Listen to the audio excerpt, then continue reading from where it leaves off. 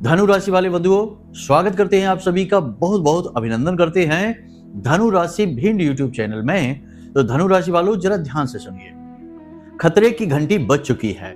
बेहद सावधान रहने का यह समय और काल है। बहुत सारे विशेष खास ग्रहों ने राशि परिवर्तन कर लिया है। इसी के साथ साथ आने वाली 26 और 27 मई को शनि अमावस्या भी आ रही है, शनि जयंती भी आ रही है। ऐसे में आपको बहुत सावधान रहने की आवश्यकता है। शनि देव का पूर्ण प्रभाव आपकी राशि और आपकी कुंडली पर रहने वाला है। याद रखना कि राहु का राशि परिवर्तन हो चुका है 18 मई को। गुरु अतिचारी होकर चाल चल रहे हैं, गति में हैं, और बुध का भी राशि परिवर्तन हो चुका है। सूर्य के साथ बुध आदित्य योग बना लिया है। कहने का मतलब यह है कि यह समय है जब आप अपने जीवन में बहुत कुछ हासिल कर सकते हैं, उन्नति हासिल कर सकते हैं और आगे बढ़ सकते हैं। अपने दुर्भाग्य को समाप्त करके सौभाग्य के दरवाजे खोल सकते हैं। लेकिन जब समय बहुत ही ध्यान के साथ आगे बढ़ने का होता है, सावधानी का होता है, तभी गलती होने की गुंजाइश भी बहुत अधिक हो जाती है। तो बस इसी गलती की बात हम आज इस कार्यक्रम में करने जा रहे हैं। भूल कर भी मत करना ये 5 काम, वरना ये जो अच्छा अवसर, शुभ अवसर आपके जीवन में आ रहा है, इसका आप लाभ नहीं ले पाएंगे। इसी के साथ साथ बंधुओं, शनि को आप बिल्कुल भी हल्के में मत लेना। शनि 5 राशियों पर तो पूर्ण अधिकार जमा कर बैठे ही रहते हैं। अन्य राशियों पर भी शनि का प्रभाव कोई कम नहीं होता है। ऐसे में शनि जयंती एक विशेष पर्व है, विशेष अवसर है जब आप शनि देव को प्रसन्न कर सकते हैं और शनि देव से कुछ ऐसा हासिल कर सकते हैं जिससे आपके जीवन के दुख, तकलीफ और परेशानियां समाप्त हो जाए। बंधु, कहने का मतलब यह है कि शनि देव का पूर्ण आशीर्वाद। तो आज के इस कार्यक्रम में हम आपको बताएंगे 3 ऐसे कार्य जिन्हें आपको जरूर करना चाहिए, हर हालत में करना चाहिए। चाहे आप इस कार्यक्रम को शनि जयंती के बाद ही क्यों ना देखें, तब भी आपको ये 3 काम अवश्य करने चाहिए। इन 3 कार्यों को करने वाले व्यक्ति से शनिदेव बहुत अधिक प्रसन्न हो जाते हैं, शुभ आशीर्वाद देते हैं और कभी कभी तो इनकी गलतियों को भी क्षमा कर देते हैं। जी हाँ, शनिदेव के पास यह अधिकार है। शनिदेव को दंड अधिकारी कहा जाता है, कर्म फल दाता कहा जाता है। दंड देने का अधिकार शनिदेव के पास है। ऐसे में शनिदेव से आशीर्वाद प्राप्त करना और उनको खुश रखना बेहद आवश्यक है। तो आपके जीवन में अब यह सुनहरा अवसर आ चुका है। आज का यह कार्यक्रम आपकी आंखें खोलने वाला है, आपको कुछ ऐसा अद्भुत बताने वाला है जो शायद अब तक आपको किसी ने नहीं बताया होगा। हम अपने हर कार्यक्रम में यही कोशिश करते हैं कि आपको कुछ ऐसा, कुछ अद्भुत विशेष बताकर जाएं जो जीवन उपयोगी हो, और हजारों लोगों ने अपने जीवन को बदला भी है इन बातों के और इन उपायों, क्रियाओं के माध्यम से। काम तो आपको ही करना होगा, हमारा कार्य तो केवल मार्गदर्शन है, वही हम आपको करने जा रहे हैं। तो बंधुओं, आज के इस कार्यक्रम में मूल तौर पर हम 5 ऐसी बातों के बारे में बात करेंगे जिन्हें आपको भूल कर भी नहीं करना है, जाने अनजाने में भी इन गलतियों को नहीं दोहराना है, और 3 ऐसी क्रियाओं के बारे में बताएंगे जिन्हें करने से शनिदेव अति प्रसन्न हो जाते हैं, शुभ आशीर्वाद देते हैं और बड़े से बड़े दुर्भाग्य को समाप्त कर देते हैं। जी हाँ, जीवन भर से जो दुर्भाग्य से पीड़ित रहा हो, दुखों से पीड़ित रहा हो, उसके दुखों को भी समाप्त कर देते हैं, शांत कर देते हैं। तो बस आपको इस कार्यक्रम को अंत तक देखना है। महामाई की कृपा और आशीर्वाद यदि रही तो आपके जीवन में भी खुशियों की नदियां बहने वाली हैं, क्योंकि हम बहुत ही अद्भुत ज्ञान आपके लिए माई के आशीर्वाद से ही लेकर आए हैं। तो चलिए बंधु, उम्मीद करते हैं कि आप हमारी बातों को समझ रहे हैं। कार्यक्रम में अंत तक अवश्य ठहरेंगे, सारी बातों को जानेंगे, समझेंगे और उसके बाद जीवन में आजमाएंगे भी, ताकि लाभ प्राप्त हो। महामाई को याद करते हुए कार्यक्रम को शुरू करते हैं। कमेंट बॉक्स में पूरे भक्ति भाव के साथ लिख डालिए, जय मां भद्रकाली, कृपा करो। महामाई निश्चित तौर पर आपके ऊपर कृपा करेंगी, हमें पूर्ण विश्वास है। शायद उन्होंने कृपा कर ही दी है, तभी तो यह कार्यक्रम आप तक पहुंचा है। तो अब ध्यान से सुनिए सारी बातों को। प्यारे मित्रों, हमारे अत्यंत प्रिय और परम पूज्य अमिताचार्य जी के पास माँ बगलामुखी और माँ भद्रकाली की साधनाओं का वर्षों का अनुभव है और माता रानी की इनके ऊपर पूर्ण कृपा और सिद्धि है। आचार्य जी ने अपने सटीक कुंडली विश्लेषण और श्रेष्ठतम उपायों के माध्यम से हजारों लोगों के जीवन को खुशियों से भरा है। आचार्य जी का कुंडली विश्लेषण और उपाय करवाने का तरीका इतना अद्भुत है कि जीवन के हर एक दुख और कष्ट का कारण जड़ से ही समाप्त हो जाता है।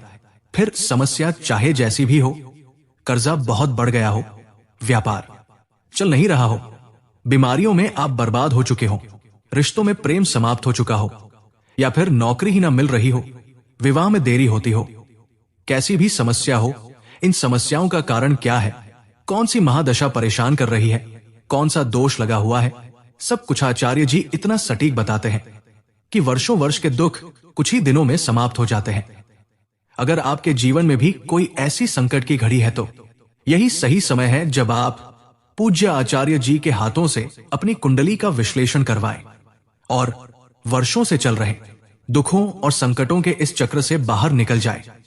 प्यारे मित्रों, अभी वीडियो में दिए गए नंबरों पर फोन करिए और अपनी कुंडली का श्रेष्ठतम आकलन करवा डालिए। जिंदगी बदलने का यह सबसे बड़ा मौका हाथ से मत जाने दीजिएगा। जय माई की, महामाई आपका कल्याण करे। सबसे पहले हम आपको बता दें कि यह जो समय और काल है, यह शनि देव का ही काल चल रहा है, समय चल रहा है। ऐसे में आपको कुछ ऐसे कार्य, कुछ ऐसी भूल चूक है जो जाने अनजाने में नहीं करनी है। छोटी छोटी बातों से ध्यान देना है आपको। जब शनि का कोई विशेष समय और काल या राशि परिवर्तन या कुछ भी ऐसा जो आपके जीवन में प्रभाव डालने वाला होता है, ऐसा समय और काल आने को होता है, तो कुछ शनिदेव परीक्षा के रूप में आपके जीवन में चीजें लेकर आते हैं। इनमें सबसे महत्वपूर्ण चीज यही है कि आपके दरवाजे पर कोई ना कोई भिखारी आएगा। कोई बूढ़ा व्यक्ति, कोई बूढ़ा भिखारी आ सकता है, कोई महिला भिखारी आ सकता है, या फिर कोई छोटा बालक भिखारी के रूप में भी आ सकता है। आपको इनका तिरस्कार नहीं करना है, अपमान नहीं करना है। यदि आने वाले 5 से 7 दिनों में आपके दरवाजे पर कोई ऐसा भिखारी आता है जो बहुत बूढ़ा है, बीमार सा लगता है, या फिर कोई महिला है, बुजुर्ग है, आप समझ जाना कि ये शनिदेव के द्वारा भेजा गया एक दूत है या फिर शनिदेव की परीक्षा है। आपको उसे कुछ ना कुछ देना है, संतुष्ट करना है। दरवाजे पर आए हुए को तो वैसे भी संतुष्ट करके ही भेजा जाता है। यही हमारी हिंदू परंपरा है, हमारे रीति रिवाज यही कहते हैं। दूसरा कार्य आपको यह नहीं करना है कि आने वाले 5 से 7 दिनों में आपको कोई भी मशीनरी, कोई भी वाहन, जूते चप्पल या काले रंग की कोई भी वस्तु नहीं खरीदनी है। इन सब में शनि का वास होता है और इन्हें हम अपने जीवन में यूं ही लेकर नहीं आ जाते हैं। समय और काल का ख्याल रखना पड़ता है। याद रखना कि शनिदेव का स्वभाव है धीमा, अकारक स्वभाव है शनिदेव का। तो जब आप कोई ऐसा कार्य कर लेते हैं जिसमें आपको गति की आवश्यकता होती है और उस कार्य में शनिदेव आ जाते हैं कहीं ना कहीं बीच में, तो उस कार्य की गति धीमी हो जाती है। इसलिए शनिदेव से इन चीजों को थोड़ा बचाना पड़ता है। इसी प्रकार आपको यह भी ध्यान देना है कि आपको अगर कोई व्यक्ति काले रंग की कोई वस्तु या नीले रंग की कोई वस्तु उपहार में देता है, कोई इलेक्ट्रॉनिक सामान उपहार में देता है, कोई मशीनरी, किसी भी प्रकार का कोई उपकरण आपको देता है, तो उसे भी आप ना लें। यदि लेना मजबूरी बन जाए तो सगुन के 10-5 रुपए उसे आप मूल्य के तौर पर अवश्य दे दें। सगुन का जो धन देने का नियम है वह भी शायद इसीलिए बना है ताकि किसी के द्वारा दिया गया उपहार मोल लिया हुआ बन जाए। यही सगुन का महत्व भी है। इसीलिए हमारे पूर्वजों ने हमेशा सगुन को शामिल रखा कि कोई व्यक्ति जब हमें कुछ देता है तो हम सगुन की कुछ राशि उसे अवश्य देते हैं, प्रेम स्वरूप देते हैं। लेकिन यह इसीलिए है ताकि दान में आई हुई चीज का या उपहार में आई हुई चीज के दोष समाप्त हो जाते हैं। तो इसी चतुराई का आपको भी लाभ उठाना है, इसका आपको विशेष ध्यान रखना है। 1-2 बातें और हैं जो आपके व्यक्तिगत जीवन से जुड़ी हुई है। सबसे पहली बात तो यह कि आपको 2 काम हैं जो नहीं करने हैं। ओवर थिंकिंग नहीं करनी है और अपनी वाणी पर आपको नियंत्रण रखना है। देखिए, अभी जो समय और काल है इसमें काम का तनाव, दबाव आपके ऊपर है, टेंशन आपके जीवन में चल रही है, स्थितियां नकारात्मक सी बनती दिखाई दे रही हैं। अभी पूर्ण रूप से अच्छा समय आपके जीवन में नहीं आया है। हालांकि आपके प्रयास लगातार जारी हैं, आने वाला समय आपका अच्छा रहने वाला है, लेकिन अभी मंगल भी नीच के चल रहे हैं और ऐसी स्थिति में जो पॉजिटिव एनर्जी होती है जीवन की वह थोड़ी सी नकारात्मक हो जाती है, डाउन हो जाती है, मनोबल भी टूटा हुआ रहता है, इंसान का आत्मविश्वास भी कमजोर रहता है। ऐसे में चिड़चिड़ाहट आ जाती है, क्रोध आ जाता है, छोटी छोटी बातों पर ज्यादा ही रिएक्ट कर देते हैं। तो ये आपको नहीं करना है। अपनी वाणी को संतुलित रखना है, लोगों से ज्यादा बात नहीं करनी है, अपने काम से काम रखना है। और जो गपशप होती है जैसे कि समाज में होती रहती है या ऑफिस वगैरह में होती है, कार्यालय में होती है, एक दूसरे के बारे में हंसी मजाक में ही सही इधर उधर की बातें करते हैं, तो ये आपको नहीं करना है। ऐसे में यदि आप ऐसा करते हैं तो दूसरे बचकर निकल जाएंगे, आप फंस जाएंगे। आपके द्वारा बोले गए शब्दों का दुरुपयोग किया जाएगा और आपकी चुगली करके आपको नीचा दिखाने की कोशिश की जाएगी। तो सावधान रहने की आवश्यकता है। बुध की तरफ से हमने विशेष सावधानी आपको बताई है। अगले कार्यक्रम में हम आपकी कुंडली देखकर बताएंगे कि आपका बुध कैसा है और शुभ बुध है तो उसका लाभ कैसे लें और अशुभ बुध है तो उसे शुभ कैसे बनाएं। बुध बहुत ही ताकतवर ग्रह होता है। यह 3 जगह पर प्रभाव डालता है, आपकी वाणी, आपकी बुद्धि और आपके व्यापार पर। तो इसे शुभ करना बेहद आवश्यक है, लेकिन इसके विषय में हम अगले कार्यक्रम में बात करेंगे।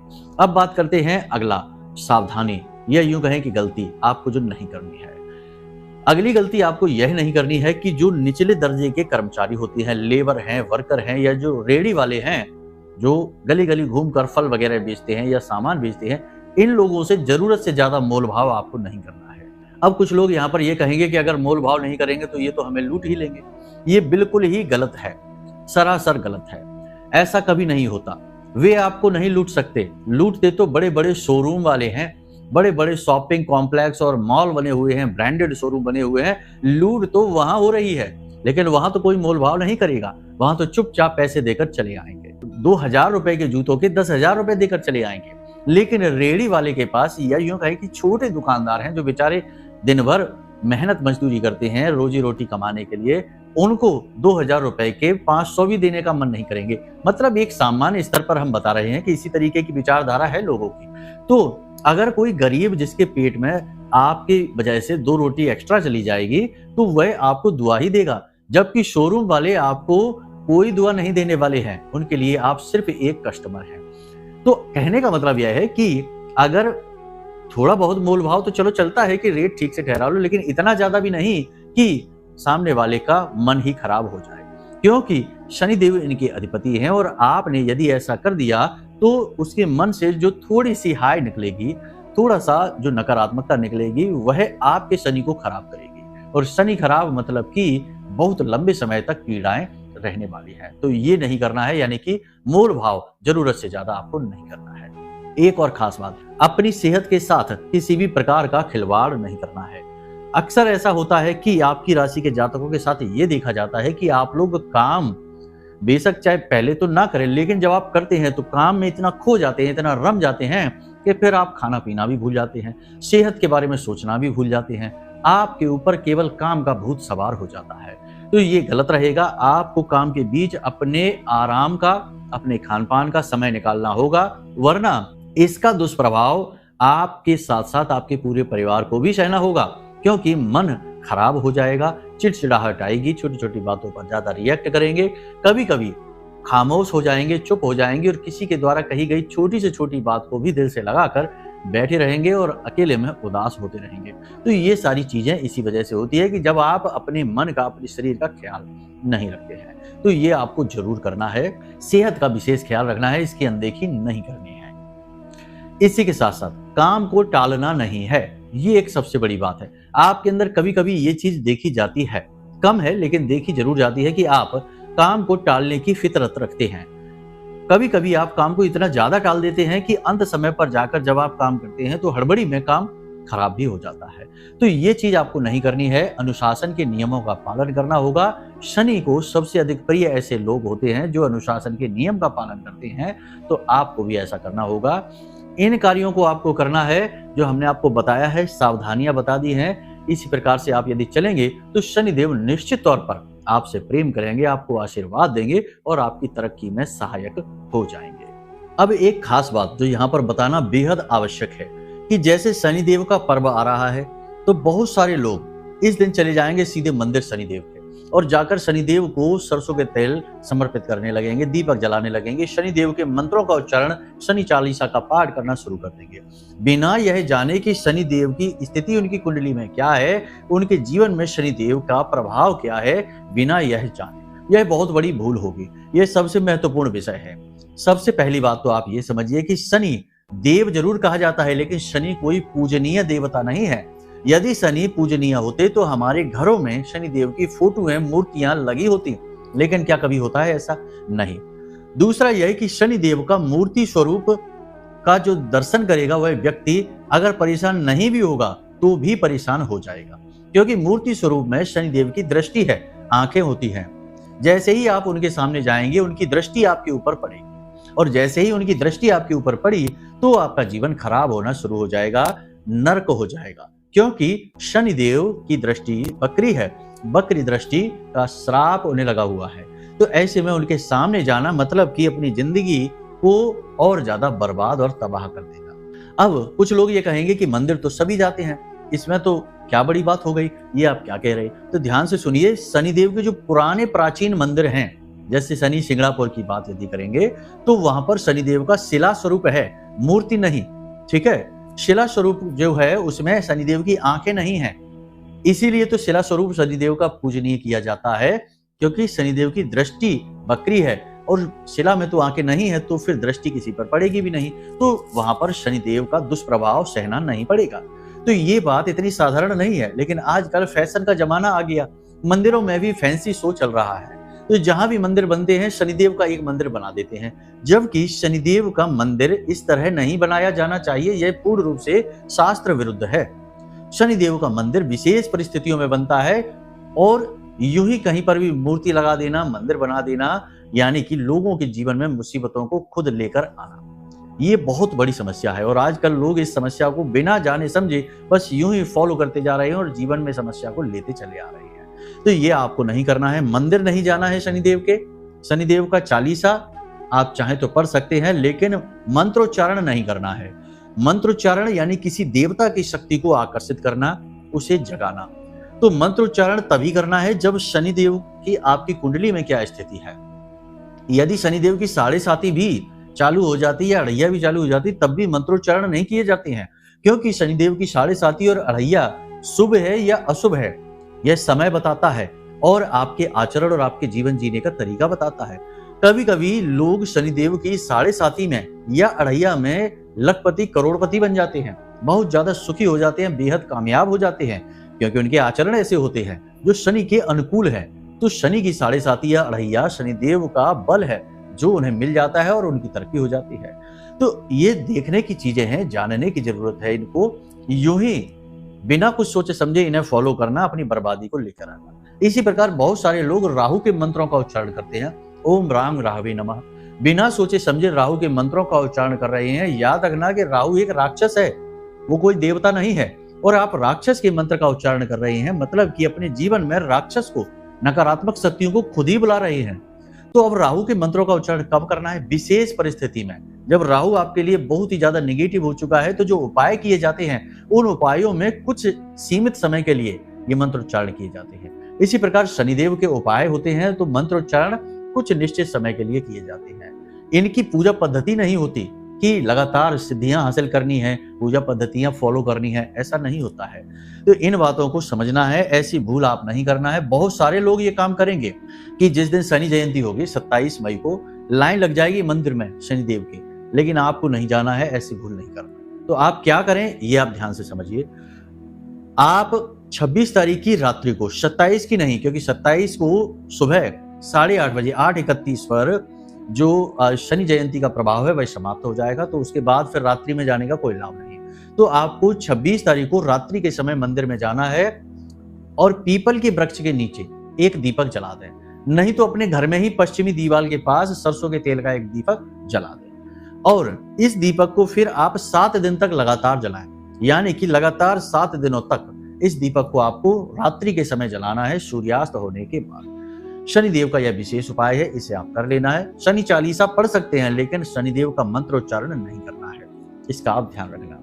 इसी प्रकार एक और बात, जैसे शनिदेव की 8 पत्नियों के नाम हमने बताए थे, अपने पिछले कार्यक्रम में भी बताए थे, फिर बता रहे हैं कि जब आप इस क्रिया को शुरू करें, 26 तारीख की रात्रि से शुरू करें, 27 से भी कर सकते हैं, या फिर आप चाहें जब आप इस कार्यक्रम को देख रहे हैं उसके बाद आप कभी भी कर सकते हैं, शनिवार के दिन से कर सकते हैं। शनिदेव की तो कृपा आपको हर वक्त चाहिए ही चाहिए। तो आप जब इस क्रिया को शुरू करें, यानी दीपक 7 दिन तक लगातार अपने घर में जलाएं शनिदेव के नाम से, घर की पश्चिमी दिशा में, तो प्रतिदिन सुबह सोकर जागते ही शनिदेव की 8 पत्नियों के नाम भी अवश्य लेना प्रारंभ कर दें। यह बहुत ही शुभ रहने वाला है। सुबह की यानी दिन की शुरुआत भी शनिदेव के अभिवादन से और दिन का अंत भी शनिदेव के अभिवादन से ही होगा। इसी के साथ साथ 7 दिन तक लगातार आप शनिदेव का दान भी मंदिर में कर सकते हैं। शनिदेव का दान आप कैसे करेंगे, हमने पहले भी किसी कार्यक्रम में ये बताया था, आपको फिर बता देते हैं। लेकिन एक चीज याद रखना कि इस दान और इन क्रियाओं के बाद शनिदेव आपके लिए बहुत ज्यादा पॉजिटिव हो जाएंगे। फिर आपको कुछ सावधानियां अपने जीवन में जरूर रखनी होंगी, क्योंकि एक तो शनिदेव बहुत ज्यादा एक्टिव हो जाएंगे आपके लिए, ऊपर से बहुत ज्यादा पॉजिटिव भी हो जाएंगे। तो ऐसे में शनिदेव कैसे खुश रहते हैं लगातार, ये जानना आवश्यक है। तो कुछ बातें हैं जो आपको जाननी बेहद जरूरी रहेंगी। पहले आपको दान के विषय में बता देते हैं। आपको 8 मुट्ठी उड़द की दाल लेनी है और उसे एक काले रंग की पोटली में डाल देना, एक कपड़े में डालना है और काले रंग के धागे से उसकी एक पोटली बना लेनी है और एक सीसी में थोड़ा सा सरसों का तेल रखना है और जाकर इसे आपको मंदिर में दान कर देना है। किसी भी मंदिर में आप दान कर सकते हैं, कहीं भी जाकर दान कर सकते हैं, कोई भी मंदिर हो, कोई फर्क नहीं पड़ता है। पुजारी जी को आप ये चीजें दे देना और उनसे कह देना कि आप इसे जैसे चाहे वैसे प्रयोग कर सकते हैं। मंदिर के स्टाफ को, मंदिर के जो कार्यकर्ता हैं, उन्हें आपको ये दान में देना है। लगातार 7 दिनों तक आपको ये कार्य करना है। लगातार 7 दिनों तक आपको दीपक जलाना है, शनिदेव की 8 पत्नियों के नाम लेने हैं और मंदिर में ये पोटली लगातार दान करनी है। जब आप इन क्रियाओं को करेंगे तो 7 दिन के अंदर अंदर ही शनिदेव के पॉजिटिव रिजल्ट मिलने शुरू हो जाएंगे। स्वास्थ्य आपका अच्छा रहने लगेगा, धन का यानी पैसे का अच्छा फ्लो बनने लगेगा, रुका हुआ पैसा आपके पास आने लगेगा, काम आपकी जो धीमी गति से चल रहे थे उनमें गति आ जाएगी, काम बनने शुरू हो जाएंगे। किसी भी प्रकार की वाद विवाद झगड़े में आप फंसे हुए थे तो वहां से आप बाहर निकल आएंगे और आपके खुद के शरीर में ऊर्जा का संचार आप महसूस करेंगे। अब जब शनिदेव पूरी तरह से एक्टिव हो गए हैं आपके लिए, आपके ऊपर उनकी पूरी तरीके से कृपा आ चुकी है, अब आपको सावधानी बरतनी है।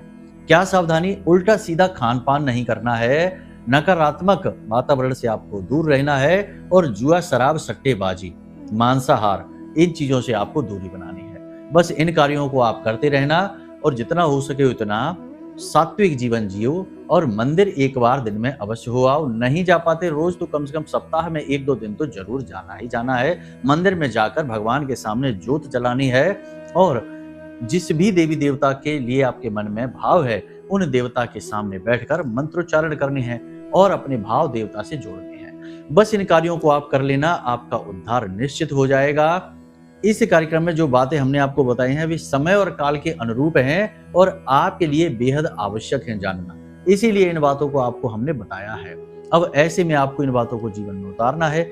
अब यदि आपके मन में कोई प्रश्न उठे या फिर जीवन में जो लगातार चली आ रही परेशानियां हैं उनका समाधान नहीं मिल पा रहा है, कुंडली में क्या दोष हैं, क्या रुकावटें हैं, ये जानना है तो आप कुंडली का विश्लेषण करा लो। नंबर हमने वीडियो में दे रखे हैं, इन नंबरों पर फोन करिए और अपनी कुंडली का विश्लेषण करा लो। आपको हम सटीक उपाय दे देंगे, आपकी कुंडली की समस्याएं, रुकावटें बता देंगे और आपका मार्गदर्शन कर देंगे। तो चलिए बंधु, आज के इस कार्यक्रम को यहीं विराम देते हैं। हमेशा हंसते रहिए, मुस्कुराते रहिए, सकारात्मक रहिए, महामाई पर अपनी आस्था और विश्वास बनाकर रखिए, क्योंकि आपका उद्धार तो वहीं से होना है। तो प्रेम से बोलिए जय माई की। हमारे प्रिय और परम पूज्य आचार्य जी ने अपनी साधनाओं के अनुभवों पर आधारित शक्तिशाली उपाय और क्रियाओं के माध्यम से हजारों लोगों के जीवन को पूरी तरह से बदला है। आचार्य जी के द्वारा बताया गया हर एक उपाय इतना सटीक और कारगर होता है कि जो भी इसे पूरे भाव के साथ कर लेता है उसे साक्षात महामाई की कृपा और आशीर्वाद प्राप्त हो जाती है। इसलिए निसंकोच इन उपायों को पूरे भाव के साथ करिए, आपका कल्याण होगा। जय माई की।